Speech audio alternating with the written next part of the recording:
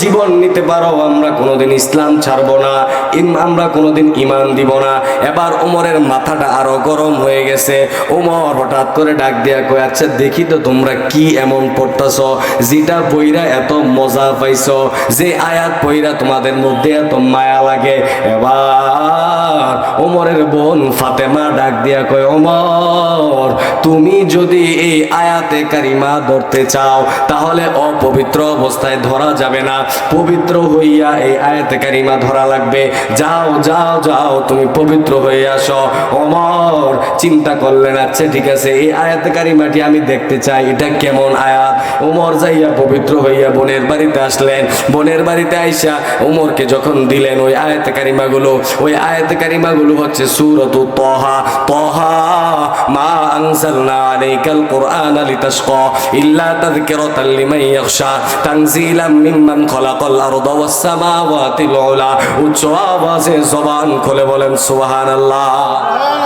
তাহা মা আনজালনা আলাইকাল কুরআনা লিতাশকা ইল্লা তাযকিরাতাল লিমান ইয়াখশা।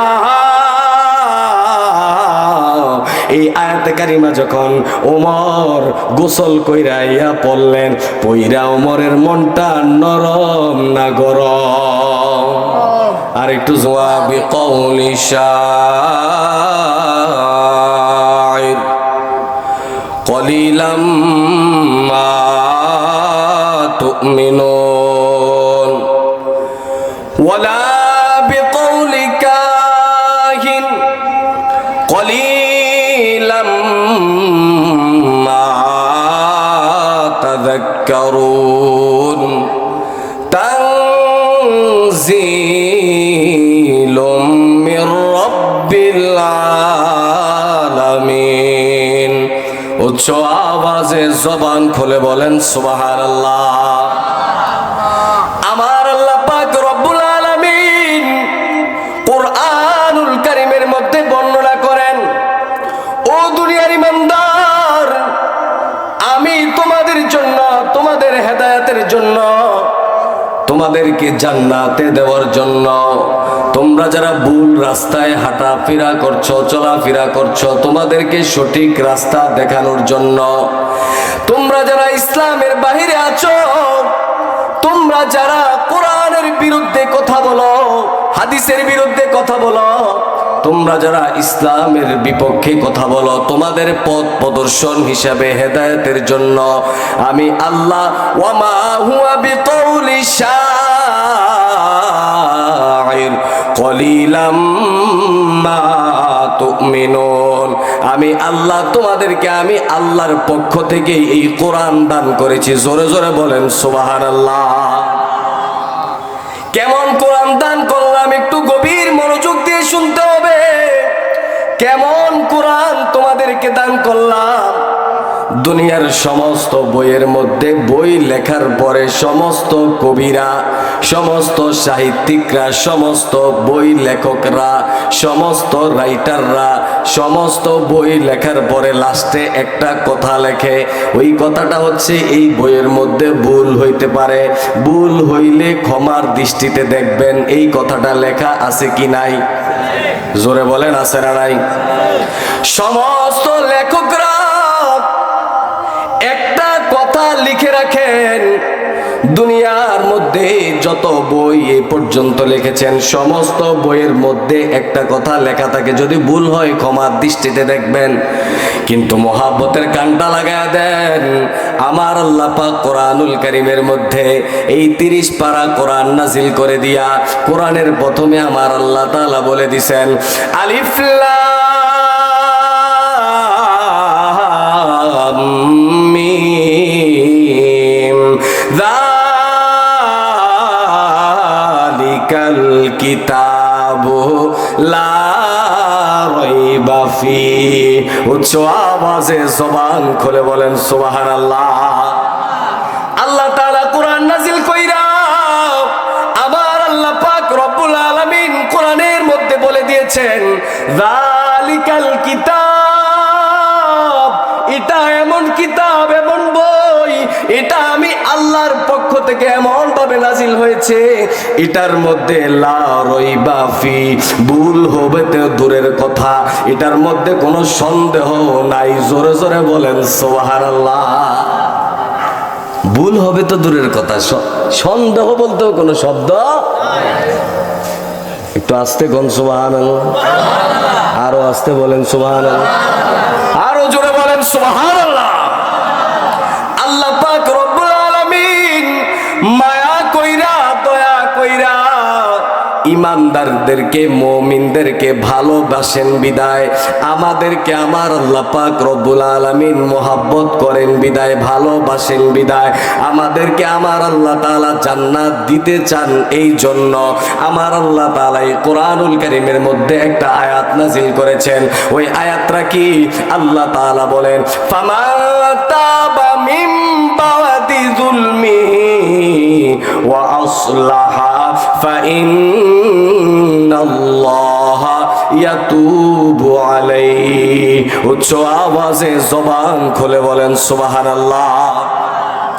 আল্লাহ তাআলা আমাদেরকে ভালোবাসেন বিদায় আমার আল্লাহ পাক রব্বুল আলামিন কোরআনুল কারীমের মধ্যে বলেন, তুমি 1 বছর নামাজ পড়ো নাই, 2 বছর নামাজ পড়ো নাই, 3 বছর নামাজ পড়ো নাই, 4 বছর তুমি নামাজ পড়ো নাই, 5 বছর তুমি নামাজ পড়ো নাই, 10 বছর তুমি জীবনে কোনোদিন মসজিদের সামনে দিয়েও যায় নাই, 20 বছর যাবত তুমি কোনো রোজা রাখো না, 30 বছর যাবত তুমি কোনো ধরনের জিকিরও করো না, কোরআন তেলাওয়াত করো না, 40 বছর গেছে, 50 বছর গেছে, 60 বছর গেছে, 70 বছর গেছে, আমার আল্লাহ তাআলা ডাক দিয়া কয়, ফামান তাবা মিন বাদি যুলমিহি, তুমি হাজারো হাজারো লক্ষ লক্ষ গুনাহ করার পরে, মিন বাদি যুলমিহি, হাজারো অন্ধকারের মধ্যে পাও রাখার পরেও তুমি যদি ওয়াসলাহা ফাইন্নাল্লাহা ইয়াতুবু আলাইহি, তুমি যদি তোমারে ইসলাহ করো, তুমি যদি আমি আল্লাহর দরবারে তওবা করো, তুমি যদি আমি আল্লাহর দরবারে রাতের অন্ধকারে দাঁড়ায়া যাও, তাহাজ্জুদের নামাজে দাঁড়ায়া যাও, তাহাজ্জুদের মধ্যে দাঁড়াইয়া আমি আল্লাহর দরবারে দাঁড়ায়া যাও, আল্লাহু আকবার বইলা দাঁড়াও, আলহামদুলিল্লাহি রাব্বিল আলামিন আর রহমানির রহিম মালিকি ইয়াউমিদ্দিন ইয়াকা না'বুদু ওয়া ইয়াকা নাস্তাঈন ইহদিনাস সিরাতাল মুস্তাকিম সিরাতাল লাযীনা আন'আমতা আলাইহিম গায়রিল মাগদুবি আলাইহিম ওয়ালাদ-দাল্লিন। তুমি যখন নামাজের মধ্যে দাঁড়াইয়া, তাহাজ্জুদের মধ্যে দাঁড়াইয়া, ফজরের নামাজের মধ্যে দাঁড়াইয়া, যোহরের নামাজের মধ্যে দাঁড়াইয়া, আসরের নামাজের মধ্যে দাঁড়াইয়া, মাগরিবের নামাজের মধ্যে দাঁড়াইয়া, এশারের নামাজের মধ্যে দাঁড়াইয়া তুমি যখন আমি আল্লাহর দরবারে হাতটা বাড়ায় দিবা, আল্লাহ জীবনে হাজারো হাজারো অন্যায় ভুল আমি করেছি গো আল্লাহ, আল্লাহ ফজরের নামাজ হাজার হাজার বার ছেড়ে দিয়েছি, আল্লাহ যোহরের নামাজ আমি বারবার ছেড়ে দিয়েছি, আল্লাহ আমি আসরের নামাজ বারবার ছেড়ে দিয়েছি, মাগরিবের নামাজ বারবার ছেড়ে দিয়েছি, এশারের নামাজ বারবার ছেড়ে দিয়েছি, আল্লাহ আমি তওবা করলাম, জীবনে আর কোনোদিন, যতদিন বাঁচায় রাখবা, জীবনে কোনোদিন আর নামাজ ছাড়বো না। আমার আল্লাহ ডাক দিয়া কয়,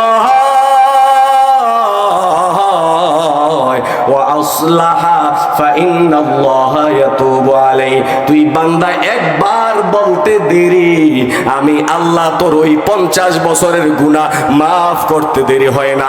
জোরে জোরে বলেন সুবহানাল্লাহ। খুশি না বেজা? এই অফারটা পাই আপনারা খুশি না বেজা? আল্লাহ তাআলা ডাক দিয়া বলেন, আমি আল্লাহ তোরে বানাইছি একমাত্র জান্নাতে দেওয়ার লাইগা, আমি আল্লাহ কোনোদিন তোরে জাহান্নামে দিতে চাই না রে বান্দা, আমি আল্লাহ তোরে জান্নাতে দিতে চাই, জান্নাতে দেওয়ার জন্য তোরে আমি এত সুন্দর কইরা বানাইছি। ভাইজান সাউন্ডটা লড়তেছে, সাউন্ডটা বারবার লড়তেছে, এত করে ডিস্টার্ব হইতেছে। আমি আল্লাহ তোদেরকে এত সুন্দর কইরা বানাইলাম, এত সুন্দর এত মায়া কইরা বানাইলাম, মায়া কইরা বানানোর পিছনে একটা কারণ আছে। কারণটা কি? আল্লাহ তাআলা কোরআনুল কারীমের মধ্যে অন্য আরেক আয়াতের মধ্যে বলেন, ওয়ামা খালাকাতুল জিন্না ওয়াল ইনসা ইল্লা লিয়াবুদুন। উচ্চ আওয়াজে জবান খুলে বলেন সুবহানাল্লাহ। আমি আল্লাহ তোদেরকে বানাইছি একমাত্র আমি আল্লাহর ইবাদত করার জন্য। জিন জাতি এবং মানুষ জাতি আমি আল্লাহ বানাইছি একমাত্র আমি আল্লাহর ইবাদতের জন্য। কার ইবাদতের জন্য? আবার বলেন, কার ইবাদতের জন্য? আল্লাহর ইবাদতের জন্য আল্লাহ তাআলা আমাদেরকে বানাইছেন। আল্লাহ তাআলা কোরআনুল কারীমের মধ্যে বলেছেন, ওয়ামা খালাকতুল জিন্না ওয়াল ইনসা ইল্লা লিয়াবুদুন। আমি আল্লাহ তোদেরকে বানাইছি একমাত্র আমি আল্লাহর ইবাদত করার জন্য। এবার তোরা যদি ইবাদত না করস, হাজার হাজার বার তোরা গুনাহ করছস, গুনাহ করার পরে যদি আমি আল্লাহর কাছে ওয়া আসলাহা ফা ইন্নাল্লাহা ইয়াতুবু আলাইহি, তোরা যদি আমি আল্লাহর দরবারে আইসে একটু হাতরা বাড়ায় দেস, যদি আমি আল্লাহর কাছে একটু ক্ষমা চাস, আমি আল্লাহ তোদেরকে ক্ষমা কইরা দিব। জোরে জোরে বলেন সুবহানাল্লাহ। ইন্নাল্লাহা গফুরুর রহিম, ইন্নাল্লাহা গফুরুর রহিম। কারণ আমি আল্লাহ ক্ষমাশীল এবং দয়ালু। জোরে জোরে বলেন সুবহানাল্লাহ। আল্লাহর নবীর প্রিয় সাহাবী হযরতে ওমরে ফারুক রাদিয়াল্লাহু তাআলা আনহু যখন ইসলাম গ্রহণ করে নাই, যখন হযরত ওমর ইসলাম গ্রহণ করে নাই, ইসলামের প্রথম দিকে আমার নবী যখন নবুয়ত প্রাপ্ত হলেন, নবুয়ত প্রাপ্ত হওয়ার পরে আমার নবী নবুয়ত প্রাপ্ত হওয়ার পরে যখন ইসলামের দাওয়াত শুরু করে দিলেন, ইসলামের দাওয়াত শুরু করে দেওয়ার পরে একজন, দুইজন, তিনজন করে মাত্র 9 জন, 10 জন, 11 জনের মতো মাত্র মুসলমান হইছে। ওই মুসলমান হওয়ার পরে ওই সময় গোপনে গোপনে ইসলামের দাওয়াত হইতো, ওই সময় গোপনে গোপনে ইসলামের দাওয়াত দেওয়া হইতো, প্রকাশ্যে তখনও ইসলামের দাওয়াত দিত না। গভীরভাবে মনোযোগ দিয়ে শুনতে হবে, প্রকাশ্যে তখন কেউ ইসলামের দাওয়াত দিত না। আমার নবী রহমাতাল লিল আলামিন আল্লাহর দরবারে দোয়া করলেন, আল্লাহ, ও আল্লাহ, ইসলামটাকে সারা দুনিয়ার মধ্যে প্রচার করার জন্য আল্লাহ এই মক্কার মধ্যে আবু জাহেল এবং আর উমরের মধ্যে এই 2 জন কাফেরের মধ্যে একজনকে তুমি ইসলামের জন্য কবুল করে নাও। বলেন সুবহানাল্লাহ। একজনকে তুমি ইসলামের জন্য কবুল করে নাও। আল্লাহ তাআলা আমার নবীর দোয়া কবুল করে নিলেন। সুবহানাল্লাহ। আবু জাহেল অথবা উমর এই দুজনেই ছিল মক্কার মধ্যে সবচাইতে বড় শক্তিশালী। এদের শক্তি সবচাইতে বেশি ছিল, এদের সাহস সবচাইতে বেশি ছিল। আল্লাহর নবী এই জন্য তাদের 2 জনের মধ্যে একজন রে যেন আল্লাহ তাআলা হেদায়েত দিয়া ইসলামের শক্তিটা যেন আরো বাড়ায়া দেন। এই জন্য আল্লাহর নবী আখিরি জামানার পয়গম্বর আল্লাহর দরবারে দোয়া করলেন। আল্লাহর দরবারে যখন দোয়া করলেন, আল্লাহ তাআলা দোয়া কবুল করে নিলেন। উমরের অন্তরের মধ্যে একটা মোহাব্বত সৃষ্টি হওয়া আরম্ভ করলো। বলেন সুবহানাল্লাহ। আর একটু জবান খুলে বলেন সুবহানাল্লাহ। আল্লাহ পাক রব্বুল আলামিন ওমরের অন্তরের মধ্যে একটা ধাক্কা লাগায় দিলেন। ধাক্কাটা যখন লাগায় দিলেন, হযরত ওমর এবার আমার নবীর পিছনে পিছনে ঘোরাঘুরি আরম্ভ করলেন। সুবহানাল্লাহ। ওমর আমার নবীর পিছনে ঘোরা আরম্ভ করে দিলেন। ওমর, আমার নবী ডানে গেলে ওমর ডানে যায়, আমার নবী বামে গেলে ওমর বামে যায়, আমার নবী হুজরাখানায় ঢুকলে ওমর বাহিরের থেকে লুকায় লুকায় দেখতে থাকে, আমার নবী যদি অন্য কোথাও যায়, বাজারে যায়, ওমর পিছনে পিছনে একটু লুকায় লুকায় আমার নবীরে ফলো করে। জোরে জোরে বলেন সুবহানাল্লাহ। আমার নবীকে হযরতে ওমর আমার নবীকে এইভাবে যখন ফলো করতে লাগলেন, এবার চিন্তা করলেন এই নবী রহমাতাল লিল আলামিন কি এমন মন্ত্র পড়ে, কি এমন মন্ত্র পইরা কাফের মুশরিকদের অন্তরের মধ্যে মায়া লাগায় দেয়, যে মায়ার কারণে কাফের মুশরিক বেঈমানেরা সব মুসলমান হয়ে যায়। আল্লাহু আকবার। কি এমন মন্ত্র পড়ে যেটার কারণে কাফের মুশরিকদের অন্তরে কি হয়? মহব্বত সৃষ্টি হয়ে যায়, এরা মুসলমান হয়ে যায়। ওমরের ভিতরে একটা প্রশ্ন, ওমরের ভিতরে একটা কি, জোরে বলেন, ওমরের মধ্যে কি প্রশ্ন জাগলো। হযরত ওমর, আমার নবী রহমাতাল লিল আলামিন, সৈয়দুল মুরসালিন, খাতামুন নবীন, শফিউল মুজনিবিন, সরকারে দু আলম, নূরে মুজাসসাম, সৈয়দুল মুরসালিন। আমার নবী যেদিকে যায় ওমরও ওই দিকে যায়। আমার নবী বাজারে যায়, ওমরও আমার নবীর লক্ষ্য করতে করতে বাজারের দিকে যাইতে থাকে। বন্ধু, একটু মহব্বতের কানটা লাগায় দেন। একদিন হযরতে ওমর ফারুক রাদিয়াল্লাহু তাআলা আনহু আমার নবীর পিছনে পিছনে যাইতে লাগলেন। যাইতে যাইতে হঠাৎ করে দেখলেন এশারের সময় হয়ে গেল। এশারের সময় যখন হয়ে গেল, আমার নবী নামাজে দাঁড়ায় গেলেন। আমার নবী নামাজে দাঁড়াইয়া সূরাতুল হাক্ক তেলাওয়াত শুরু করে দিলেন। সুবহানাল্লাহ। কোরআনুল কারীমের মধ্যে 29 নাম্বার পারায় একটা সূরা আছে, সূরাতুল হাক্ক। আল হাক্কাতু মাল হাক্ক ওয়া মা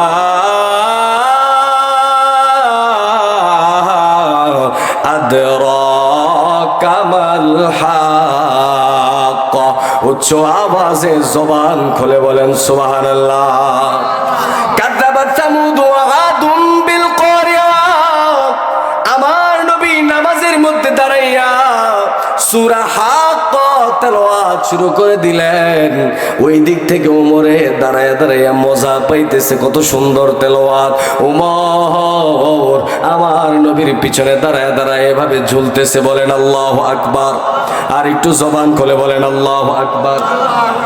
ওমর আমার নবীর পিছনে দাঁড়ায়া দাঁড়াইয়া এভাবে ঝুলতেছে। এত সুন্দর তেলাওয়াত, এত মধুর তেলাওয়াত জীবনে কোনোদিন শুনি নাই। এমন সুন্দর বাক্য জীবনে কোনোদিন শুনি নাই। এত সুন্দর শব্দ জীবনে কোনোদিন শুনি নাই। এত সুন্দর কবিতা জীবনে কোনোদিন শুনি নাই। জোরে জোরে বলেন সুবহানাল্লাহ। এত সুন্দর কোরআনের আয়াত জীবনে কোনোদিন ওমর শুনে নাই। ওমরের মধ্যে প্রশ্ন আসলো। ওমর মনে মনে চিন্তা করলেন, মনে মনে চিন্তা করলেন হয়তো বা এটা মুহাম্মদের বানানো কোনো শব্দ। মুহাম্মদ তো অনেক বড় কবি, মুহাম্মদ মনে হয় নিজে নিজে বানায়া বানাইয়া এইভাবে পড়তেছে। বলেন নাউজুবিল্লাহ। জোরে বলেন নাউজুবিল্লাহ। ওমরের মধ্যে যখন এই প্রশ্নটা চলে আসলো, ওমরের মনের মধ্যে যখন এই প্রশ্নটা আসলো, মনে হয় মুহাম্মদ অনেক বড় কবি, মুহাম্মদ বানায়া বানায়া হয়তো বা এই কোরআন তেলাওয়াত করতেছে। একটু মহব্বত লাগায় দেন। আমি কোন কথায় যাচ্ছি? কোরআনের মহব্বত আমাদের দরকার আছে না নাই? কোরআনটা কেমন ভাবে আমাদেরকে মহব্বত করতে হবে, এই কথাটা বোঝানোর জন্য আজকে আপনাদেরকে এই উদাহরণটা দিচ্ছি। হযরত ওমর ফারুক রাদিয়াল্লাহু তাআলা আনহু আমার নবীর পিছনে দাঁড়ায়া দাঁড়াইয়া ওমর ভাবতেছে এটা মনে মুহাম্মদের বানানো কিছু। কিন্তু এমনি সময় কোরআনের মধ্যে যে আয়াত সূরা হাক্কর মধ্যে ওয়ামা হুয়া বিকাউলি শাইর কলিলাম করতে পারো, আমাদের জীবন নিতে পারো, আমরা কোনোদিন ইসলাম ছাড়বো না, আমরা কোনোদিন ঈমান দিব না। এবার ওমরের মাথাটা আরো গরম হয়ে গেছে। ওমর হঠাৎ করে ডাক দিয়া কয়, আচ্ছা দেখি তো তোমরা কি এমন পড়তেছ যেটা পইরা এত মজা পাইছো, যে আয়াত পইরা তোমাদের মধ্যে এত মায়া লাগে। এবার ওমরের বোন ফাতেমা ডাক দিয়া কয়, ওমর তুমি যদি এই আয়াতে কারিমা ধরতে চাও তাহলে অপবিত্র অবস্থায় ধরা যাবে না, পবিত্র হইয়া এই আয়াতে কারিমা ধরা লাগবে। যাও যাও যাও, তুমি পবিত্র হয়ে আসো। ওমর চিন্তা করলেন, আচ্ছা ঠিক আছে, এই আয়াতে কারিমাটি আমি দেখতে চাই, এটা কেমন আয়াত। ওমর যাইয়া পবিত্র হইয়া বোনের বাড়িতে আসলেন। বোনের বাড়িতে আইসা ওমরকে যখন দিলেন ওই আয়াতে কারিমাগুলো, ওই আয়াতে কারিমাগুলো হচ্ছে সূরাতুত তাহা। তাহা মা আনজালনা আলাইকাল কুরআনা লিতাশকা ইল্লা তাযকিরাতাল লিমান ইয়াখশা তানজিলাম মিম্মান খালাকাল আরদা ওয়াস সামাওয়াতিল উলা।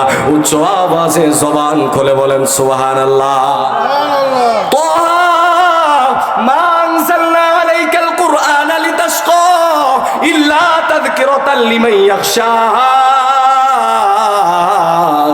এই আয়াতে কারিমা যখন ওমর গোসল কইরা ইয়া পড়লেন, পইরা ওমরের মনটা নরম না গরম? আর একটু কারিমাগুলো হচ্ছে সূরাতুত তাহা। তাহা মা আনজালনা আলাইকাল কুরআনা লিতাশকা ইল্লা তাযকিরাতাল লিমান ইয়াখশা তানজিলাম মিম্মান খালাকাল আরদা ওয়াস সামাওয়াতিল উলা। উচ্চ আওয়াজে জবান খুলে বলেন সুবহানাল্লাহ। তাহা মা আনজালনা আলাইকাল কুরআনা লিতাশকা ইল্লা তাযকিরাতাল লিমান ইয়াখশা। এই আয়াতে কারিমা যখন ওমর গোসল কইরা ইয়া পড়লেন, পইরা ওমরের মনটা নরম না গরম? আর একটু জোরে বলেন, নরম না গরম? এই জন্য এক শায়ের বলেন, পাইলে নিরালাহে গো নবী, পাইলে নিরালাহে, পাইলে নিরালাহে গো নবী, পাইলে নিরালায়। আমি দুই কদমে চুমু খাবো, দুই কদমে চুমু খাবো, চরণ ধুলি মাখবো গায়ে। পাইলে নিরালাহে গো নবী, পাইলে নিরালাহে, পাইলে নিরালাহে গো নবী, পাইলে নিরালায়। ওমর এই আয়াতে কারিমাগুলো দেখে ওমরের মনটা নরম হয়ে গেল। ওমর বোনকে ডাক দিয়া বলে, ও ফাতেমা, তুমি আমাকে তোমার নবীর কাছে নিয়ে যাও, আমি মুহাম্মদের দরবারে যেতে চাই। এবার ওমর ওই গোসল করার পরে ওই আয়াতে কারিমাগুলো এক হাতে নিলেন, আর এক হাতে তরবারিটা নিলেন। তরবারি নিয়ে মুহাম্মদের দরবারে ছুটলেন। মুহাম্মদের দরবারে যখন ছুটলেন, মুহাম্মদের দরবারে যাওয়ার আগে দিয়া যখন আমার নবী রাহমাতাল লিল আলামিনের দরবারে যখন যাবেন, মুহাম্মদ সাল্লাল্লাহু আলাইহি ওয়াসাল্লাম সরকারে দু আলম নূরে মুজাসসাম সাইয়্যিদুল মুরসালিন খাতামুন নবিয়্যিন নবী মুহাম্মদুর রাসূলুল্লাহ ওই সময় তালিমের মধ্যে বসে আছেন। ওই সময় যখন ওমর তরবারি নিয়ে আমার নবীর দরবারে ঢুকবেন, ওই সময় এক সাহাবী ডাক দিয়া কয়, ইয়া রাসূলুল্লাহ, ওমর আসতেছে, মনে হয় আপনাকে কোনো না কোনো ক্ষতি করবে। নবী গো, ও মায়ার নবী, আপনি একটু আড়ালে চলে যান, আমরা দেখতেছি ব্যাপারটা কি হয়। কিন্তু আমার নবী ডাক দিয়া